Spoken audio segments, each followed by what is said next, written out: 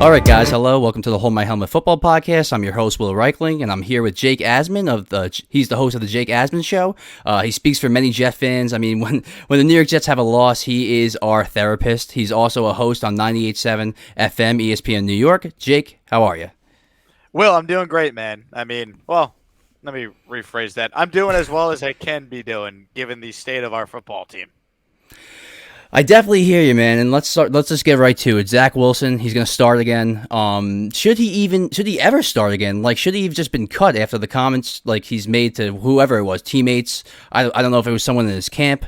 Diana Rossini came out with a report earlier in the week that he was reluctant to go back in due to injury. And Diana Rossini is a pretty legitimate reporter. So to me, I mean, I definitely believe that story. So I don't know how you feel about that. What are your initial thoughts with Zach Wilson going back into the lineup?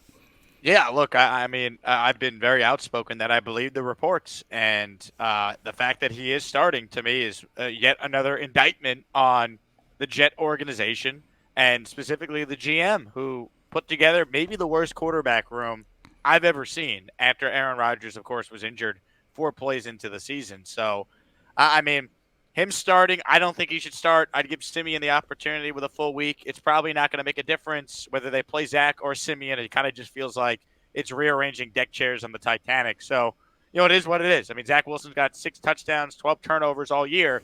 And his last 4 starts before this one coming up, the Jets have scored 2 offensive touchdowns in those 4 games. So I'm expecting more bad football because that's what we've seen on offense from this team basically all year besides the one, outlier game Zach had against the Kansas City Chiefs. Right, and the thing is, he's already getting his $35 million guaranteed. You're not going to pick up his 5th-year option. I mean, he's essentially going to be gone after the season. So what's the point?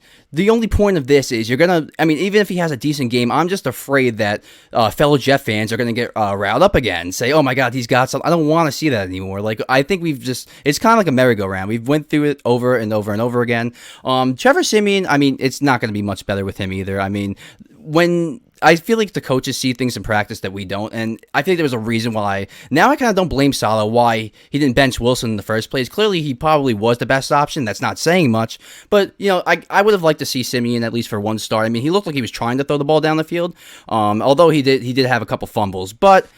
It's just I've seen people on the Jake Asman Show on your comments comparing Zach Wilson's first couple seasons to Troy Aikman, Alex Smith. It's like, what are we doing here? I mean, it's insanity. Like, you're comparing it to the most rarest of situations. Alex Smith was on the verge of being a bust. You bring in John Harbaugh, and it's a completely different story. I mean, he goes on to have a serviceable career, and I don't see that happening with Zach Wilson. He's gone after the season. So you're only beating a dead horse at this point. So it's a little crazy to me. I mean, I would have went with Simeon, but I mean, it comes down to this. Nathaniel Hackett, probably one of the worst offensive play callers I've ever seen in my life. I'm going to be honest about that. But, when fans start blaming offensive coordinators, drops, the offensive line, which also has struggled this season, although it's been a little better. The drops, Lazard's been terrible. Usually when you start blaming everything else, it's usually because your quarterback isn't good enough, although all those things are true this season. Usually you start throwing those things out there when your quarterback's, he's not good enough. So, Zach Wilson, I don't know. I don't know where the Jets go from here, but we're at the point right now where if you put him back out there, I'm afraid that this GM, as stubborn as he's been, he's been reluctant to pick up a backup quarterback, and he's been reluctant to pick one up even after Rodgers went down. I'm just reluctant. Like, I'm scared to see Zach Wilson go out there and have even a halfway decent game, and all of a sudden the front office starts convincing themselves again to bring him back next year. I can't do this anymore with them bringing him back. So yeah, Zach Wilson to me.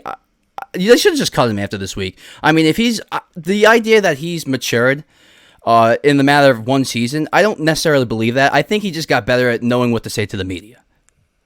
Yeah, I mean, look, he's definitely more mature. Although this report that came out doesn't exactly look great for Zach. Right. Not like he said that publicly. He did handle his benching the first time a lot better. Will, but okay, he's more mature. Like, that doesn't mean he's a good football player. Like, I'm just so over it, man. He's not going to be on the team next year. It's enough, man. He's completely divided the fan base. Exactly. And I'm just tired of watching it. Like, he's not good. He's had 31 starts. He's had plenty of opportunities. He's had multiple coordinators. He's had multiple personnel that he's gone through. It hasn't worked. I mean, we could point to one game where he truly had great stats and looked the part of a franchise quarterback. And that's it. You can only point to one game where it all came together in 31 starts. So I'm just expecting more of the same. And, it wouldn't shock me if he either gets benched or eventually they start Brett Rippon, who they added. I mean, this is going to be one of those years where they play potentially 4 different starters because, it's the Jets. And they never were prepared and never decided to try and do anything different once Rodgers went down. And now moving on to the next point, the fact that they didn't bring in a backup quarterback till the fans berated Joe Douglas to bring in Trevor Siemian, and then he sits in the practice squad forever, doesn't even make the active roster till recently, and now they bring in Brett Rippon and drop Tim Boyle, which I don't get the point of that at this point in the season. But who deserves the majority of the blame for the outcome of the season? Is it Joe Douglas? Is it Saleh? Is it Hackett, or is it simply just Zach, or maybe even just injuries? What do you think? Well, injuries is obviously, the biggest reason why, this team's 4-8 because Rodgers got hurt on the first drive of the year. Now, they Right. have other issues. It's not just Zach Wilson, but he's the biggest problem. And honestly, it's Joe Douglas. It's not even Zach Wilson. Like, Zach can't play. I knew it. Most Jet fans knew it. Unfortunately, the biggest Zach Wilson truther happens to be the general manager of the team. So, look, and it's one thing to go into the year with Zach as the backup. You want to see what you have in him once Rodgers got hurt. I disagree with it, but at least it's like, all right, you give him a shot. When it was abundantly obvious he couldn't play and they continued to not do anything, that's where you lose me if you're Joe Douglas. So, look, it's not all Zach. Hackett's not a good play caller. They've had to use 12 different offensive linemen because they've had so many injuries there. Right. Lazard's been terrible. Other than really Garrett Wilson, they don't have a great, a great receiver room. But it shouldn't be this bad. Like, I don't care who you are. Like, if the Jets just had the 25th ranked offense in the league, with this defense and special teams, they'd be in playoff contention. The fact that they have a top 3 defense, top 5 special teams unit, and they're not just bad on offense, they're 32nd. They're historically inept on third down, historically inept in the red zone, historically inept when you count like offensive touchdowns through 12 games. It shouldn't be this bad. And it all goes back to the fact they punted on the quarterback position in the offseason and then again after Aaron Rodgers got hurt. So I think there's two different reasons for this. There's on the field and off the field. On the field, obviously, it was Zach Wilson. Okay, wasn't good enough. He was definitely the biggest issue.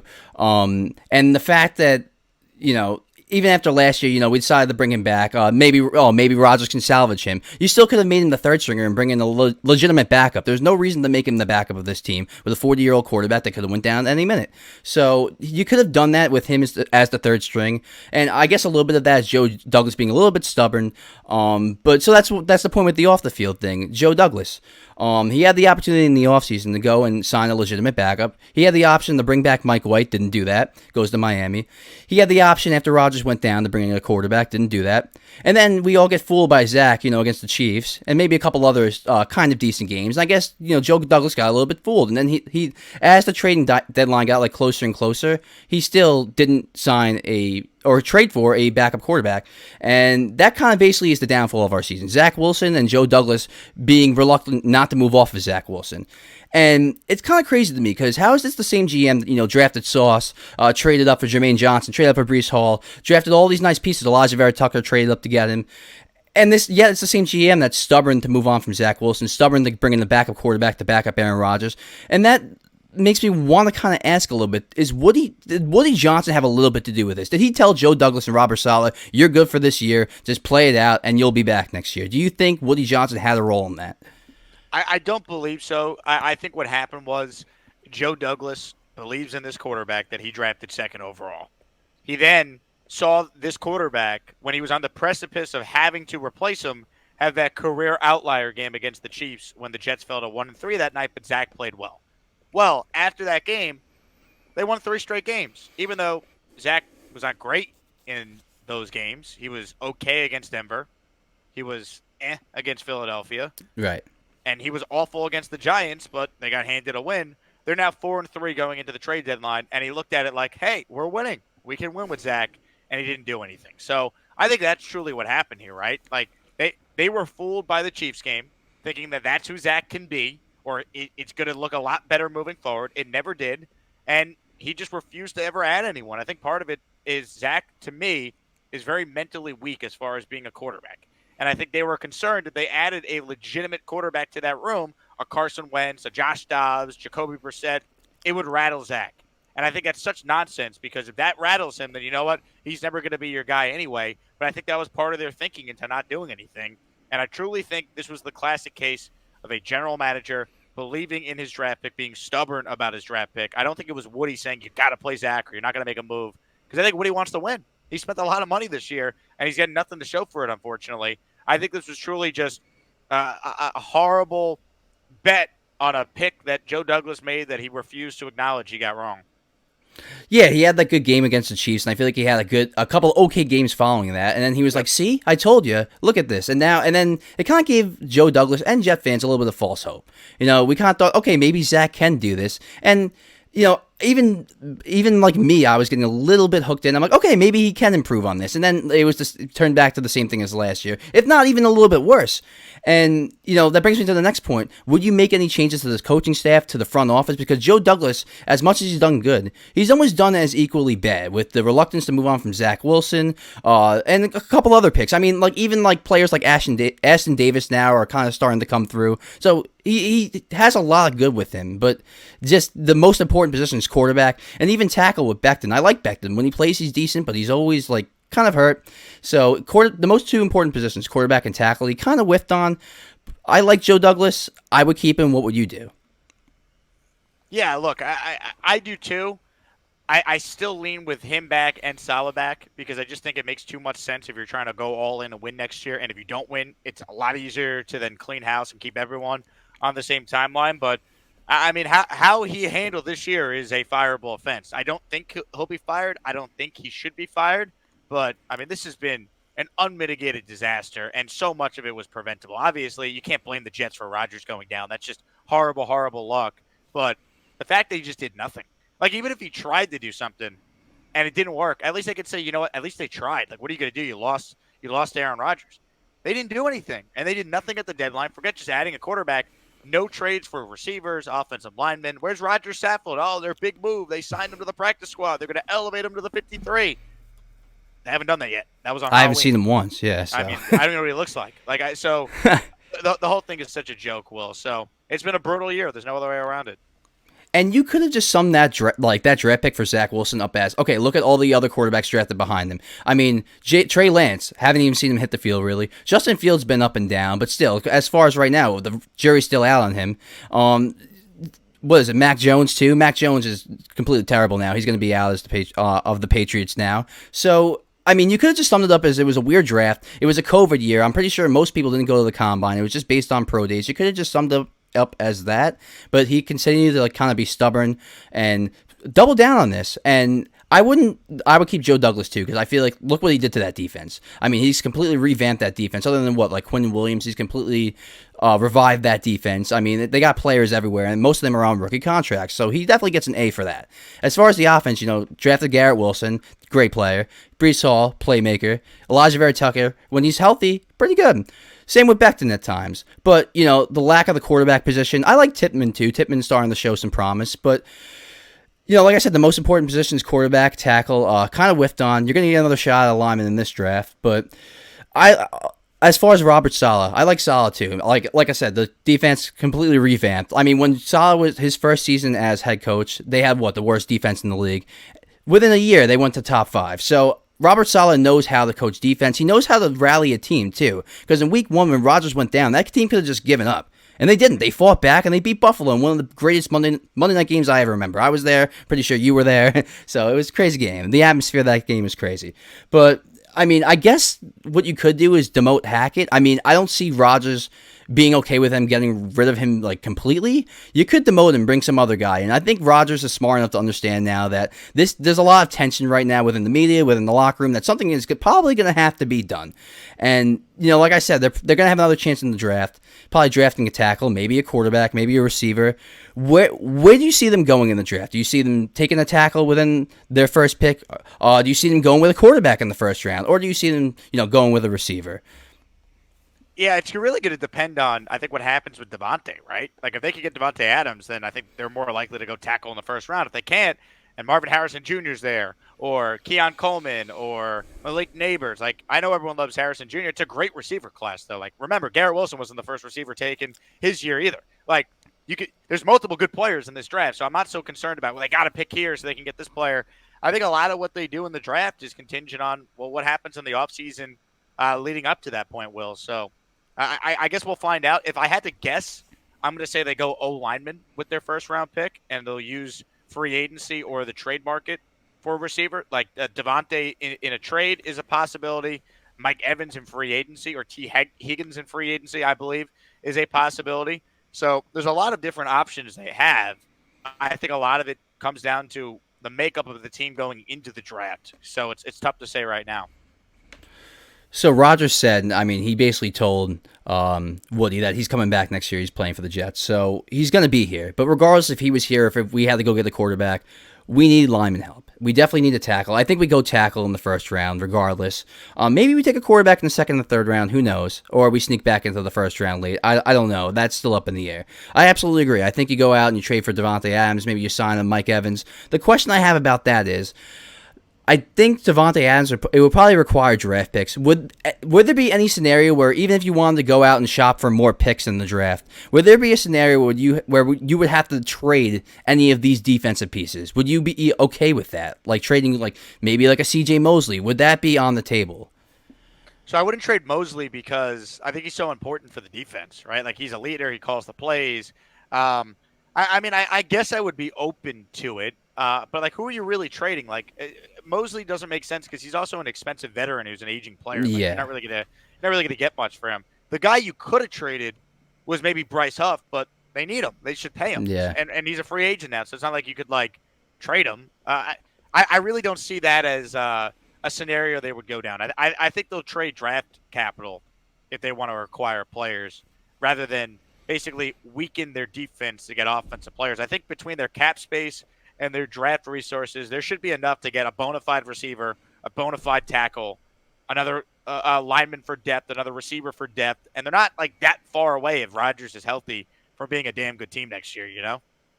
No, absolutely. I mean, I think you have to go all offense in the offseason. I mean, your defense is set. And a lot of these guys are on rookie contracts. So you're basically set on defense. You need to get some linemen. Like I said, I like Tippmann. Elijah Vera Tucker just needs to stay healthy. When Beckton's healthy, he's okay. Just get another tackle. Definitely need another receiver. And who would have thought we'd be kind of reeling from Corey Davis retiring, you know? I mean, once that happened, I was in a group chat and I was like, guys, we're a little thin at receiver now. And everyone was like, don't worry, we're fine. We're a little thin now, Jake. We definitely need a receiver in the offseason. Definitely need a receiver for sure. They need two. Yeah. I know Lazard's going to be on the team, and I like Xavier Gibson, but they need a legitimate number 2, 1A type next to Garrett, and they need another reliable guy because Lazard should probably be receiver 4 next year going into the year. They need 2 receivers, and then if it's Lazard, Gibson, maybe Brownlee, like that's a decent to really good receiver room. If they could have Garrett Devontae or Garrett Mike Evans or Garrett Marvin Harrison Jr. That, you're 100% right. They were thin at receiver going into the year, but with Rodgers, it's like he'll make up for it because it's Aaron Rodgers. But then it got exposed when he wasn't there, and other than Garrett Wilson, no one could truly separate on a play-in, play-out basis. Well, that's another thing. How much different would it look with Rodgers there? Because Alan Lazard last year had 800 yards with Rodgers. So, right. I mean, he's shown that he's not a slouch, but of course on the Jets offense, he looks like a complete slouch. So quarterback's a big difference in my opinion. I mean, would this offense probably struggle a little bit with Rodgers? Yeah, but it would be a lot better. I mean, the receivers would look a lot better. Even the blocking would look a lot better. At the line of scrimmage, he would be audibling until the right protection.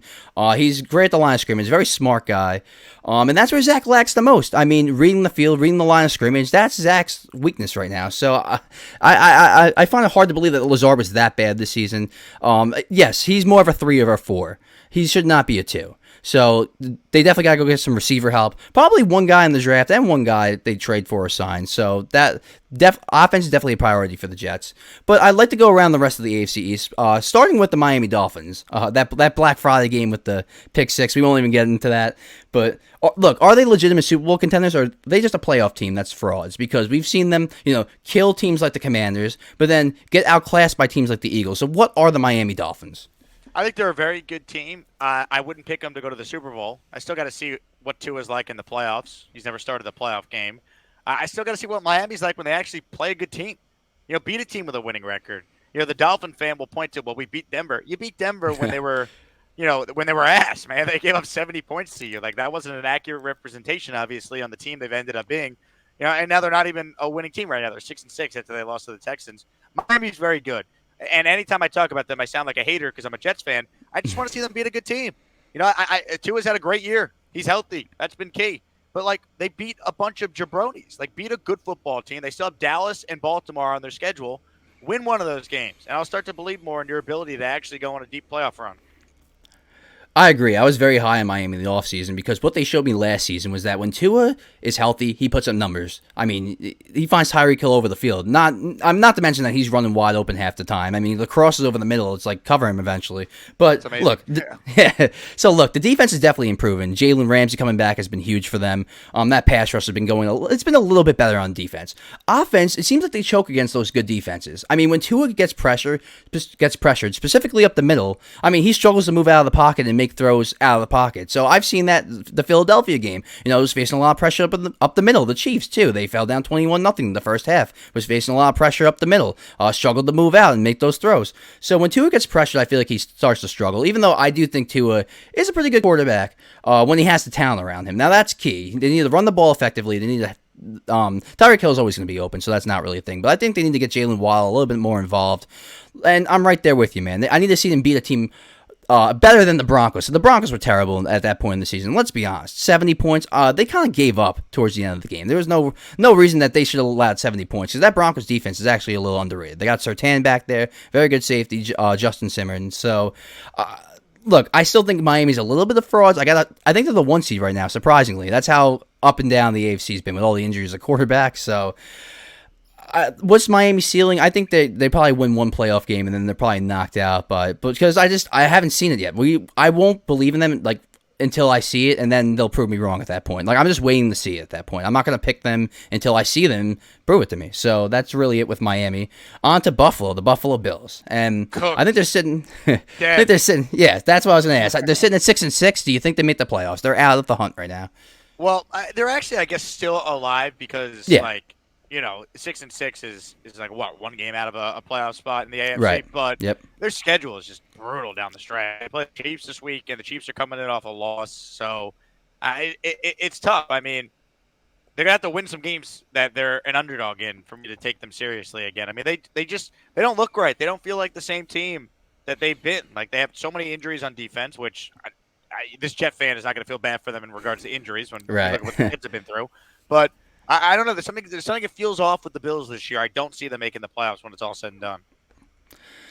It's tough for me because I think the 3 teams in right now are Pittsburgh, Cleveland, and the Colts, and I don't trust any of those teams, especially the quarterback play. I might trust Gardner Minshew the most out of those 3 teams. So I do. The thing is, though, they have the best quarterback out of any of the fringe playoff teams right now. They do. Right. Those teams all have softer schedules than the Bills. Like, I'm going to pull it up right now because I know they play the Chiefs this week, and they obviously lost to the Eagles last week. Like, here's their schedule coming up: at Chiefs, then home against the Cowboys, at the Chargers, Patriots, and with the Dolphins, who might be playing for the 1 seed in that spot. Like, it's tough. It's tough. These teams in front of them have easier schedules, and they got a game up on them. Even the Charger game is going to be tough for them. They have talent on that team, so they got to go into Arrowhead this week. Arrowhead's a tough place to play. I mean, it gets loud in there, so that's going to be tough. I think they're going to be desperate, though. They do have a chance of winning that game. It just, like you said, it doesn't look the same. It really comes down to, I don't know if this is a Sean McDermott issue. Like, do you think, if they miss the playoffs, do you think he could get fired, is what I'm going to ask. So, apparently, the people around the team say no. I would question that and be like, well, have tried everything else. You have got rid of the offensive coordinator. You got rid of the defensive coordinator. Leslie Frazier took a, quote, year off. At this point, have you gone as far as you can go with Sean McDermott? I'm not saying he's a bad coach. I mean, he's obviously done well, but what else can you really change, right? Like, you're not getting rid of Josh Allen. No. So I don't know. I mean, is that something that could happen? I suppose, but everyone that I talk to, everything I hear is that that's their guy. So we'll see. I guess it really depends how they end. It's weird because I feel like Sean McDermott reminds me a lot of like, a Marty Schottenheimer. Like when the culture's messed up, he can come in and create a culture. But to take the next step, I don't know if he's that guy to take the team the next step to the Super Bowl. Because like Marty Schottenheimer was kind of a guy that would come in and fix cultures, and then could never find success like in the playoffs. Like he would always fall short. I don't know if Sean McDermott's necessarily that guy, but I see a lot of similarities. Look, they have a lot of injuries on defense too. Matt Milano out for the year, Trey White out for the year. It's a little bit of a rough year for them, but they're a little bit too Josh Allen to Stephon Diggs reliant on offense, and eventually that was always going to catch up to them. Now Diggs is getting a little older, although he's still great. Don't get me wrong. They have two good tight ends that I like, but I mean, it's a little bit too Josh Allen reliant there, and they have a defensive head coach, and maybe you got to bring in an offensive guy.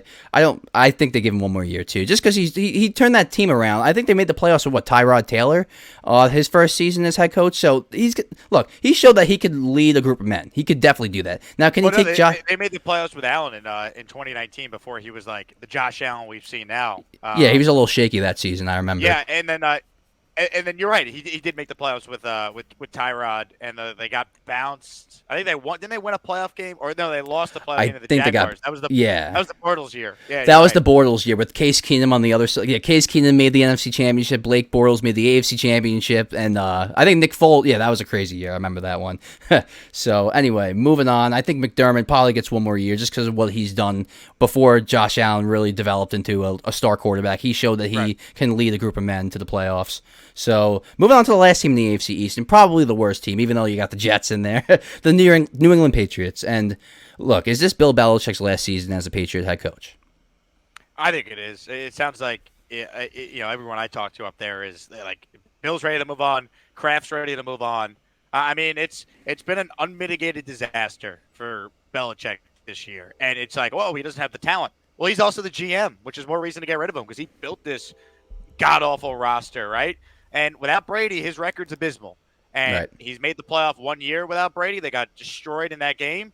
And the other 3 years now without Brady, they're going to be under 500. They've had losing years. And this year, I mean, it's the worst team he's ever had, worst record he's ever had as Patriot coach. So I think it's over for Bill. They're going to start over up there. And, this is what happens when you lose. Like, even the great Bill Belichick couldn't survive without, a great quarterback. It's why, getting it back to the Jets, it's why I'm so reluctant just to say Saleh's this terrible coach when all he's had for a quarterback for 3 years has been Zach Wilson. Even the great Bill Belichick can't win without a quarterback. So I don't know. I think it's a mess up there in New England, and that last game, Jets-Pats, is going to be absolutely fascinating from a draft pick standpoint, from the Jets having this losing streak against New England standpoint. That's going to be wild in a couple weeks. Well, that's what I'm mainly stressed out about. I feel like it's such a Jets thing to do to finally end that streak, and it puts the Patriots in a position to get a star quarterback. That is such a Jets thing to happen, but we can't worry about that. Like, the draft's a crapshoot. You never know what's going to happen. You think one guy's going to be a can't miss, and then he ends up being a complete bust. But I think this is definitely Bill Belichick's last season as a Patriot head coach, and I don't even really think it's necessarily because of him as a head coach. It's him as a GM. I mean, he can't draft wide receiver. He doesn't draft offense well. I think the last couple drafts, I think he drafted. He's had a couple questionable drafts where he needs a receiver and he'll draft, a guard, a kicker. So he's kind of out of touch with offense, And last season really put the nail in the wall with making a combination of Matt Patricia and Joe Judge the offensive coordinators for Mac Jones. And not saying Mac Jones is any good. I mean, he's average at best. But you completely stunted his development by bringing in guys that are so out of touch with offense, especially in 2023 in this passing offense. To bring him in and develop Mac Jones like that, there was no development at all last season. Now he's regressed. So, look, there's going to be people out there that want Bill Belichick as their head coach. Look what he does on the defensive side. The Chargers only scored 6 points. I think that's more of an indictment on how bad the Chargers have been this season. But, look, he can still create a defensive scheme to go out there and stop star quarterbacks. So I think there's going to be some interest in him. I don't think he's just going to go to the wayside and retire. I think there's going to be some interest. You hear Commanders out there. I've heard Chargers, although I think they should bring in an offensive head coach. What do you think? Possible landing spots. What do you think makes the most sense for Bill Belichick? He's got to go somewhere where they have a quarterback. Right, he's got to go somewhere where the team is set up to win, and they just need some structure that he could provide. So the Chargers to me make the most sense because Justin Herbert's a star. He's just had horrible coaching surrounding him. So if I'm Bill, I'm trying to get to the Chargers because I think I could legitimately win there because you can't win without a quarterback. And Bill Belichick won because he had Tom Brady. I'm not saying he's not a good coach, but you have the best quarterback of all time. That certainly makes you look better. If he has Justin Herbert, I guarantee you the Chargers are a much better team with him coaching them than Brandon Staley, who I think is terrible. Absolutely, absolutely. The amount of times that Brandon Staley has made, I can't recall how many times he's went for on fourth down on his own 20, on his own 30, which is just. At first it was cute and aggressive, and he would kind of make him like over half the times, but now it's starting to get a little bit overplayed. And he's a defensive head coach, and his defense is terrible every single year. He's got Khalil Mack back there, Derwin James. I mean, he's got stars, Joey Boza. He's got players on that defense, and somehow it always underperforms. Did he shut out the Patriots? Yeah, whoopee. The Patriots. What kind of offense do they really have? So he's a defensive head coach, and like I think they're like in the bottom 5 in passing defense. So they're just he just has not been able to positively affect that defense since he's gotten there. And like if you're a defensive head coach, you gotta have your side of the ball right. Robert Saleh, I mean, people want to criticize him all the time. He righted the defensive side of the ball. It came in, it was one of the worst in the league. Immediately fixes it. So if you can't fix your side of the ball, what good are you? He doesn't call the offensive plays. He doesn't galvanize the troops. So what does he really do there? So, but back to the Jets really quick. How do you feel about that Joe Beningo, Rob Saleh exchange over text? I thought that was pretty funny. I mean, if you take a step back, it is actually hilarious that Joe like completely misunderstood what Saleh was saying. Yeah. I guess my take is a little different just because like Joe's been saying all this all year, what he said to the coach and what Saleh's responded to him with. It just became such a big deal because Joe's like, he doesn't like Zach, which like all the text Saleh has sent Joe, he's never bashing a player. He kind of just thinks that Joe is like, oh, that crazy, like that crazy uncle of his. Oh, that crazy Jet fan. Like Saleh's a nice guy. He's got a relationship with Joe.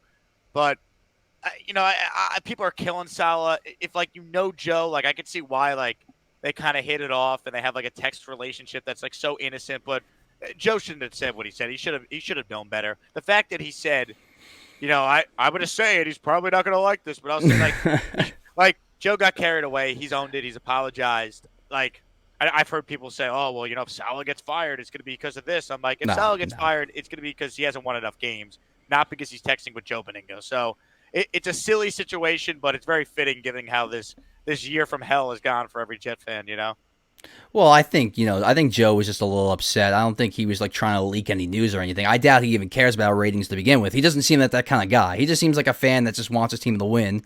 Yeah. Ratings. I mean, he was on a show when he said it. It's not like he said it on his own show, Like, exactly. Yeah. It's hilarious to me, but yeah, I don't know. I know it's been talked a lot about, especially on FAM because Joe works for FAM. But I think the story personally, people probably disagree with me. Whatever. I think it's a little overblown, to be honest. I absolutely agree. I mean, let's be honest. Even. Do you think he's going to come on? This guy has been texting Robert Saleh for the entire season. You think he's going to come on now and just start to leak information? He's just not that kind of person. So I definitely think it was overblown. But like when he said it, I kind of knew when he said it. I was like, this is probably going to be something that's going to be in the news cycle tomorrow. But Robert Saleh is a smart guy. He's not stupid enough to leak information to Joe Beningo, the most emotional Jet fan I think anyone that's a Jet fan knows. So I mean, it was definitely a funny story though. But it's starting to blow over. But a lot of people on WFAN, I think Boomer and Gio were ripping him in the morning, just completely ripping him, and I thought it was uncalled for. Evan tried to defend him later in the day, but it's just how it goes sometimes with these kinds of stories, especially with the New York Jets. When you have leaked information and things like that, like with the whole Zach Wilson thing with him leaking, well, not him, but like his camp leaking that he was reluctant to play. These kinds of things are going to happen where like people are going to think this is leaked, that's leaked, but that's kind of what happens when you have franchises that are, reeling right now. And the Jets are kind of a franchise. Like, do you hear things leak from the 49ers organization? Do you hear things leak from the Ravens organization? Not really. So it kind of tends to be the franchises that are subpar that has these kinds of leaks happen. Not saying that this was a leak, but. Yeah, look, I mean, winning teams don't have this. Like, that's the one thing Roger said the other day that I think he's right about. The problem is when you lose, this stuff happens, Losing teams, this happens. I think for the most part, the fact that the players still play hard for Saleh, and the defense is going out there knowing they have no chance to win with this quarterback, this offense, and they're still balling is a testament to the head coach and the coaching staff kind of keeping these guys together and playing hard. The real test is going to be these next 5 weeks. Are there more leaks? Are there more things that come out? I think Saleh's back next year, Will, but I think a lot of that is contingent on kind of keeping the ship steady these final 5 games. I think Salah's back next season too, and I think he actually, even though the last couple days, and even at times last season with the whole Mike White, Zach Wilson thing, sometimes the ship has been a little bit rocky, but he knows how to stabilize the locker room, in my opinion. I think he's a good leader of men, so I think he'll kind of right the ship a little bit. If anyone's a little disgruntled, he'll have a conversation with them, and especially on that defense. They all love the guy, and offensively too. Look, this guy has kind of turned this team around in a way, especially on the defensive side of the ball. The offensive side of the ball, how can you blame him? When you don't have a quarterback, how are you going to win? But let's move on. I know you do Inside the Houston Texans. Are you in Houston right now, actually, or are you in New York? So right now I'm in Houston. Okay, so we're gonna get into the Texans a little bit. I know you do inside the Houston Texans, and you kind of go into that a little bit. I think do you still go on the ESPN Houston and on the radio, or? I know. So I worked for ESPN Houston for 5 years. I left that job in August, but twice a week I still do a Texans podcast with a buddy of mine because we a reporter who covers the team because we have some sponsors. So I'm a capitalist, Will. So I have intimate knowledge about the Texans from doing radio down here for 5 years. So I still could talk about them, and I'm kind of jealous because they actually hit on their number 2 overall pick, as we'll see on Sunday. Well, they got a little lucky. We all know that they wanted to trade up and draft Bryce Young, and sometimes you get lucky like that. That's how it works. The draft is a crapshoot, and if the Jets would have lost another game or two, they probably would have ended up with Trevor Lawrence. But at the end of the day, it's like, you never know. Trevor Lawrence could have came here and it might not have worked out. We don't know what's going to happen. So for people to kind of go back and say oh, we should have lost those games, it's neither here nor there. But anyway, moving on to the Texans, how far could they go this season? What's their ceiling? Do they make the playoffs? Can they win a playoff game? Where do they go? Yeah, I think they could definitely make the playoffs. You look at their schedule down the stretch; it is, certainly, including this Sunday, it's certainly winnable for them to probably win 4 of their final 5, maybe even all 5. How far can they go? I mean, look, Stroud's legit. Is he ready to, take a team to an AFC Championship game, a la Mark Sanchez? I mean, I don't know, but he's pretty good, man. And they're in a spot where no matter what they do from this point on, I mean, it's all. The cherry on top. It's just, it's a bonus. It's house money because their win total was 6. They've already won 7 games. I think they're going to make the playoffs. They might have the coach of the year in D'Amico. They certainly have the rookie of the year in Stroud. So we'll see. I think they're probably capable of winning at least one playoff game, but we'll see. Maybe more if CJ Stroud could take over games like he's done at times this year. He certainly doesn't look like a rookie. Well, will losing Tank Dell limit how far they can go? Do you think that injury affects them significantly, or? Yeah, it's definitely going to cause, an adjustment period for their offense. Do they have enough to still beat the Jets? Yes, but we'll see kind of what that does for their offense because Tank was playing really well. Him and C.J. Stroud had developed some tremendous chemistry early on. So there's definitely an adjustment for their offense, but I think they have a creative play caller, and Stroud's just so good they'll be able to overcome it somehow. See, the thing is, will we even know? I know Tank Dell was a 3rd-round pick, which is relatively high, and he has some talent, has some juice. Will we even know who he is if it wasn't for C.J. Stroud? Will we know who Nico Collins is if it wasn't for C.J. Stroud?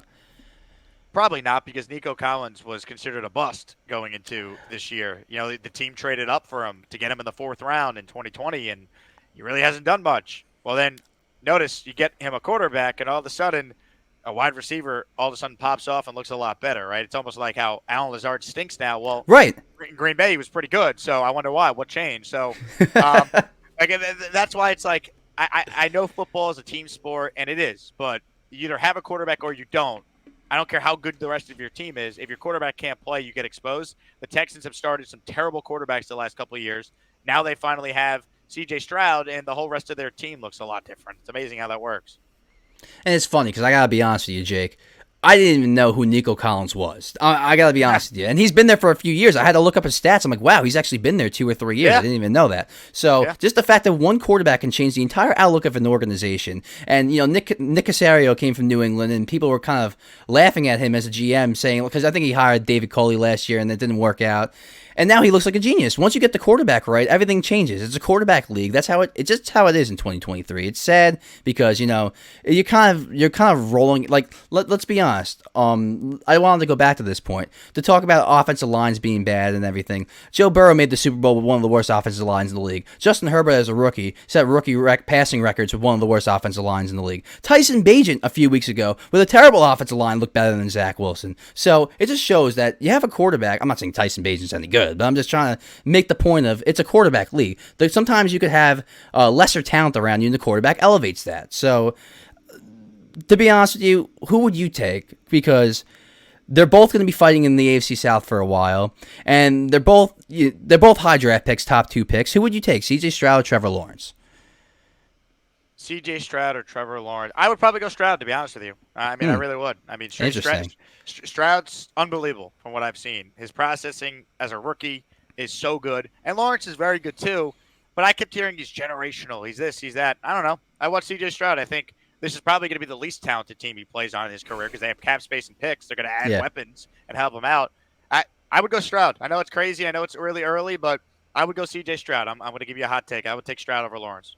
Well, I don't think it's a hot take. I think a lot of people might side with you because, I don't want to get – so the only reason I'm going to go Trevor Lawrence is because I need to see more of this from C.J. Stroud. When defenses get an offseason of tape, they might make some adjustments. He might have a slight regression next season. Not saying that he's going to have a complete regression. This isn't how good he is, but he might have some slight regression next season once some defenses get some film on him in the offseason and everything. But Trevor Lawrence, I mean, I don't think he's really impressed that much. Like, he was good in the second half of last season, but then again, he struggled to start this season. The last couple games, though, he was great. Now he's hurt. He'll probably, I don't know if he's going to play this game. He'll probably miss a week or two with the high ankle sprain. Christian Kirk's out. Got surgery 6 to 8 weeks. So do the Texans have a shot at the division now that Trevor Lawrence is going to be hurt for a little while? Christian Kirk's out long term. Do the Texans have a shot? They're split right now. They both won a game each. So what do you think? They're a game back, I think.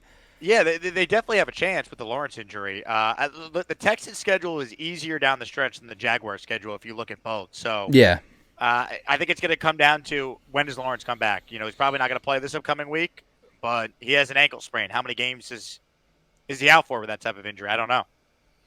I don't know either because earlier in the season, I think he had an injured knee, and he played in a Thursday night game against the Saints. And it wasn't pretty, but he got the Jaguars a win. And that, to me, is a franchise quarterback. If things aren't going your way, short week, you're injured, you might have some injuries on the line, offense. Can you pull out a win for your team? And see, Trevor Lawrence does that. It doesn't always look pretty, but, he has success. He's a franchise quarterback. There's no doubt. I think 100%. he's a little – I don't think he's lived up to this point the hype that he had around him, but he's a good quarterback. Like, the Jets are easily a playoff team with him. Absolutely. To me, a franchise quarterback's kind of what you said. Can you win games with this guy no matter the circumstance? And I think, I think you can with Trevor Lawrence. I think he does make guys better. I think he'd maybe like going to be a little more consistent at times, but from what I've seen from Trevor Lawrence, he's definitely a franchise quarterback, no doubt. And I want to give C.J. Stroud credit too, because look, when watching him throw the ball, watching it come out of his hands, I mean, it's beautiful. I didn't realize how talented of a thrower he is, and he's very decisive with his decisions. He sees where he wants to go, and he delivers the football. Unlike who Zach Wilson does, he is very decisive with the ball, and I think he could get better. I don't think this is a ceiling. I mean, it's his rookie season, and if anything, like you said, they have a lot of cap space, so they're just going to add. So there's a lot to like about this Houston Texans team, which none of us would have ever thought that coming into the season. I made over the summer, I was going through all the AFC teams, like trying to predict the final records and everything, and I said you could sign anyone you want in free agency, you could draft anyone you want. Fans could think their team's going to be better all they want, but we don't know what's going to happen. I made a joke, and I said the Texans can make the playoffs, and the Jets could be a disaster, and it's starting to slowly shape out like that. And I was saying it as a joke, trying to basically say, like, hey, anything could happen. But it's funny how things turn out sometimes. You never think something's going to happen in the beginning of the season. And then as the season plays out, it's like, wow, that was a surprise. So I think Houston's got a lot to look forward to. Yeah, 100%. They have the ingredients that you need to win in this league. Franchise quarterback, coach that players play hard for. Unfortunately, the Jets had C.J. Stroud. I think I could say the same thing about Robert Saleh, but, it is what it is. Exactly. I want to see the guy with a competent quarterback before we make decisions about getting rid of the guy. But all right, just last thing I want to ask you: how did you become a Jet fan? Was it your dad, parents, family? Like, how did that work? Friends?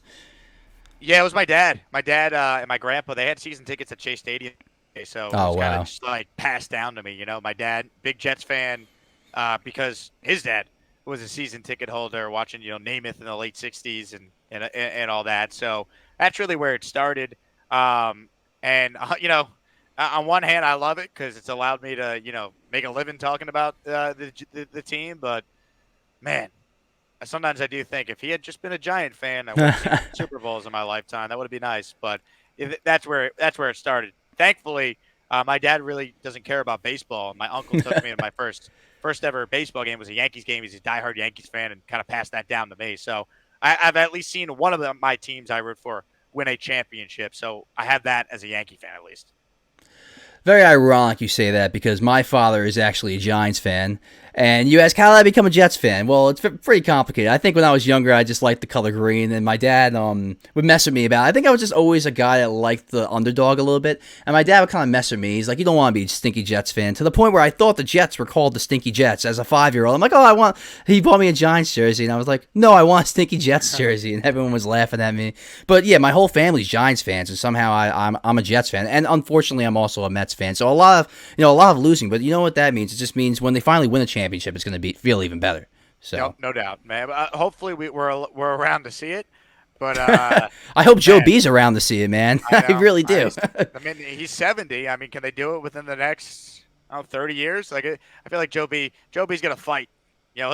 He's getting to 100. The great Joe B. So, he's a tough guy for sure. He really is. Hopefully they get there.